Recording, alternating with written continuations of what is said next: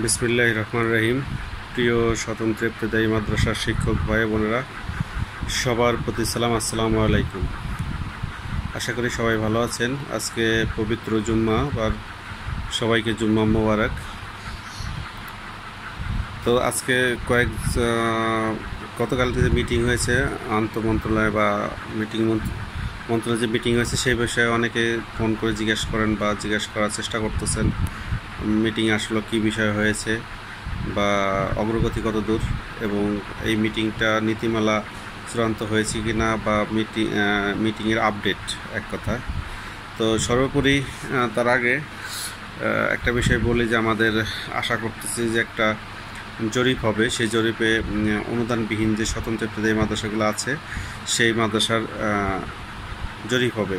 একটা রিউমার বা একটা তথ্য নাকি মন্ত্রণালয়ে গেছে যে 1519টা ব্যতীত কোনো মাদ্রাসা অস্তিত্ব নাই। এটা কিন্তু কোনো সরকারি জরিপে পায় নাই। এটা আমাদের কেউ বা কাহারা যে কেউ বা যাহারা এই তথ্য দিয়েছে, ভুল দিয়েছে, এটা আমাদের এই পদধারী নেতৃবৃন্দের ভিতরেই হয়তো বা কেউ এই কাজটা করেছে। এতে তার কি বেনিফিটেড হয়েছে, স্বার্থের লোভী যে এই কাজটা করেছে, সে আল্লাহর কাছে অবশ্যই জবাবদিহি করতে হবে। তো নীতিমালার বিষয়ে কথা বলেন। নীতিমালাটা চূড়ান্ত হয়েছে এবং নীতিমালা আগামী সপ্তাহে অর্থ মন্ত্রণালয়ে যাবে। এখান থেকে স্বাক্ষরিত হয়ে অর্থ মন্ত্রণালয়ে যাবে। অর্থ মন্ত্রণালয় পরে জনপ্রশাসন, তারপর প্রধান উপদেষ্টার মাধ্যমে গেজেট আকারে প্রকাশিত হবে। এখন অনেকে প্রশ্ন করছেন যে এটা শুধু 1519টার জন্য হবে নাকি। না, এটা হবে সমস্ত ইবতেদায়ী মাদ্রাসার জন্য, স্বতন্ত্র ইবতেদায়ী মাদ্রাসার গুলোর জন্য। তো এর ভিতর তো 1519টা অবশ্যই থাকবে। তো এখন আমাদের একটা প্রশ্ন যে 1519টা কেন আগে হয়। তো এইটা একটা কথা যে তাদের ইন্ডেক্স পেয়েছে, তারা আগে তাদের দিতে সহজ, এটা আমাদের একটা বোঝানোর চেষ্টা জাস্ট। তো এত বছর যাবত, এত দিন যাবত যদি আরও কিছু প্রতিষ্ঠানের ইন্ডেক্স দেওয়া হয়তো, অনুদান দেওয়া হয়তো, তাহলে তারা আগে যেত। এটাই স্টপ ছিল 1519, তাদের থেকে কমায় 1306। এতেই কিন্তু অনেকে খুশি। তো আসলে যারা স্বতন্ত্র ইবতেদায়ী মাদ্রাসা বলতে বৃহৎ একটা সংখ্যা বোঝায়। সরকারি জরিপে 7000, 9000 এগুলো আছে। বিগত সরকার 43-12টায় অলরেডি স্বাক্ষরও করেছে। তো এই থেকে কেমনে কে বা যাহারাই তথ্য দিল যে যেহেতু 18 সালে একটা সংখ্যার উপরে এমপিও ছাড়ের ব্যাপারেও একটা কথা হয়েছিল, সেই জায়গায় বাধা দেওয়া হলো। তো এইসব বিষয় নিয়ে, তো এখানে সংখ্যা নির্ধারণ নিয়ে যে আমাদের ভিতর থেকেই যারা এই কাজগুলো করেছেন, তারা আল্লাহর কাছে অবশ্যই জবাবদিহি করতে হবে। আর এখনও যারা স্বতন্ত্র ইবতেদায়ী মাদ্রাসা নিয়ে খেলছেন, তাদেরকে অবশ্যই আল্লাহর কাছে জবাবদিহি করতে হবে। হাজার হাজার মানুষের স্বার্থ আপনার একলার স্বার্থের কাছে বিলীন হয়ে যাচ্ছে, এটা অবশ্যই জবাবদিহি করতে হবে। সেই জন্য হয়তো আপনি এখন বুঝছেন না, আপনার হিংসা ঈর্ষা কাজ করছে। তো 43-12 একবার সই হইল, সেখান থেকে কেন সরকারের বোঝানো হলো যে স্বতন্ত্র 1519 বাদে নাই, যেখানে স্টাডি রিপোর্টে 22 সাল থেকে শুরু করে 24 সাল পর্যন্ত একটা রিপোর্ট করলো, সেখানে 8000 প্লাস প্রতিষ্ঠান জরিপে আসলো। তারপরে এমনি ব্যান বেজ আছে, ডাটা বেজ আছে, কত জরিপ আছে। এখনও মাঠ পর্যায়ে জরিপ যদি করে 7000 উপরে প্লাস প্রতিষ্ঠান, অ্যাক্টিভ প্রতিষ্ঠান আছে। তো এইগুলাকে না দেখে সরকার কার কথায় এই কথাগুলো নিয়ে সরকার স্বতন্ত্র বৃহৎ একটা জাতির সাথে এরকম আচরণ, সেটা ঠিক না। আমার মনে হয় উচিত 1519টা হোক, কিন্তু জুলাই থেকে অন্তত কোর্টভুক্ত সকল স্বতন্ত্র ইবতেদায়ী মাদ্রাসাকে বেতনের আওতা আনা অবশ্যই উচিত। আমি মনে করি উচিত, এবং সরকার দেবে ইনশাআল্লাহ, আশা করি। তো এটা যদি না দেয়, তাহলে স্বতন্ত্র ইবতেদায়ী মাদ্রাসার বৃহৎ একটা সংখ্যার সাথে আমাদের অবহেলার সংখ্যার সাথে বৈষম্য রাখা হবে। সরকারের যে কথা, সেটা থেকে সরকার বেরিয়ে আসলো এবং সমস্ত সরকারি স্বতন্ত্র ইবতেদায়ী মাদ্রাসার সাথে এক প্রকার অবহেলার বৈষম্যমূলক আচরণ করলো, এটাই প্রমাণিত হবে। তো আশা করি এই সরকার সেটা করবে না। যে কোর্টভুক্ত প্রতিষ্ঠানগুলো আছে, সেই প্রতিষ্ঠানগুলোকে অন্তত জুন জুলাই বাজেটে ইনশাল্লাহ নিয়ে নেবে, এটা আশা করি নেওয়া উচিত বলে মনে করি আমি। তো স্বতন্ত্র ইবতেদায়ী মাদ্রাসার শিক্ষক যারা কোর্টভুক্ত আছেন বা কোর্টবিহীন আছেন, বা যারা সচল আছেন তাদের প্রতি একটা অনুরোধ, আমরা সিরিয়াল মেনটেন অবশ্যই করতে চাই।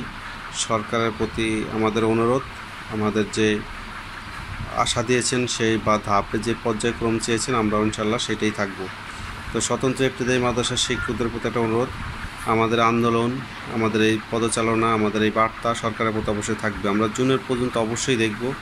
তো সরকারের উচিত, এবং আমি প্রত্যাশা করি ইনশাল্লাহ দেবে, এবং উচিত দেওয়া যে কোর্টভুক্ত, তারপরে বিহীনদের কোর্ট দিয়ে তাদেরও পর্যায়ক্রমে নেওয়ার জন্য এটা সরকারের প্রতি অনুরোধ।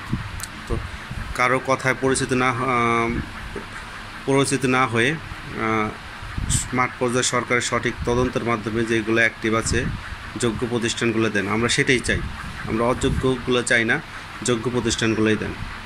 সেই যোগ্য প্রতিষ্ঠান দিলে অবশ্যই যোগ্যরা সামনে আসুক, যোগ্যরা কাজ করুক, যোগ্যরা পাক, এটাই আমরা চাই।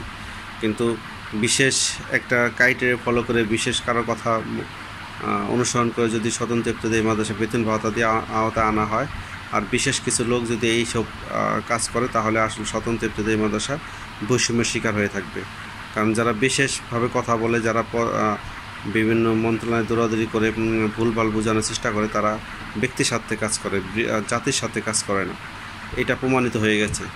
যদি না হয়তো তাহলে স্বতন্ত্র ইবতেদায়ী মাদ্রাসা কোড অনুদানবিহীন ছাড়া যে প্রতিষ্ঠান নাই, এটা সরকারের কাছে তথ্য থাকার পরেও কেন সরকারকে এই তথ্য দেওয়া হলো?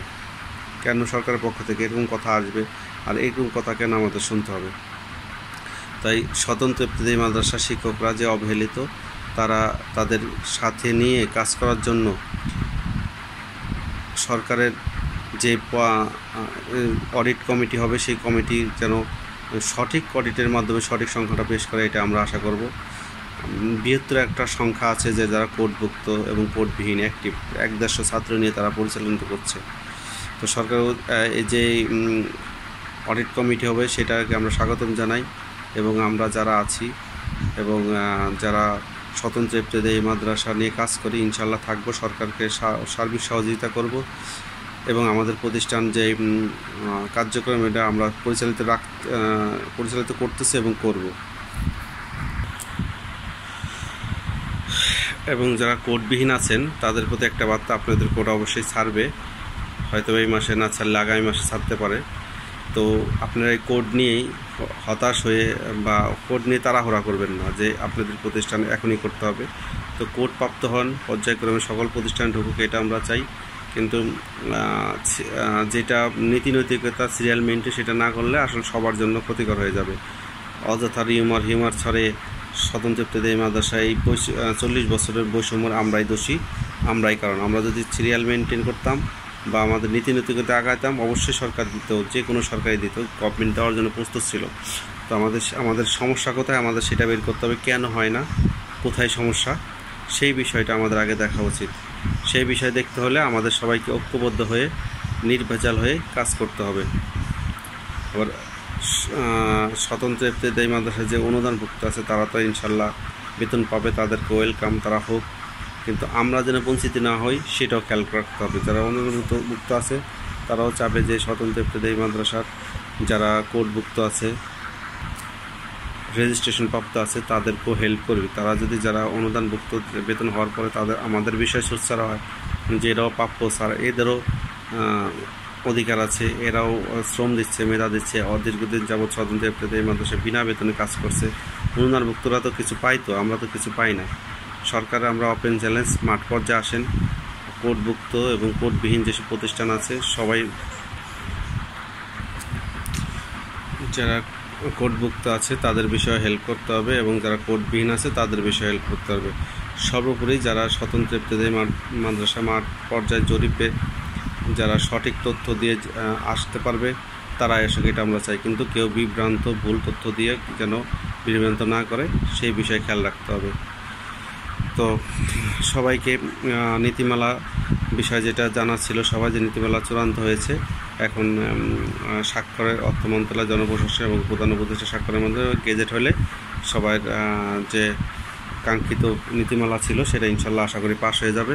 নীতিমালা পাশ হলে আমাদের জন্য অনেকটাই হেল্পফুল হবে এবং সামনে আগাইতে সাহায্য হবে, এবং সবাইকে ধৈর্যের সহিত এবং বাস্তবতার সহিত কাজ করার আহ্বান জানিয়ে, সবাইকে ঐক্যবদ্ধ থাকার আহ্বান জানিয়ে আজকে শেষ করছি। আসসালামু আলাইকুম।